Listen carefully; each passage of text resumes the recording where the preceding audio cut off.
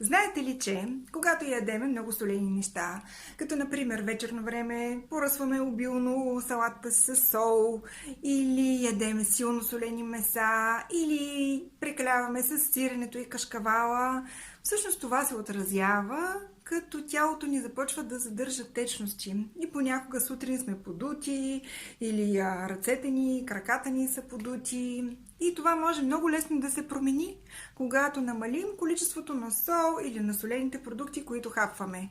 Примерно, вместо да ядете туршия вечерно време, може да си хапнете свежа салата.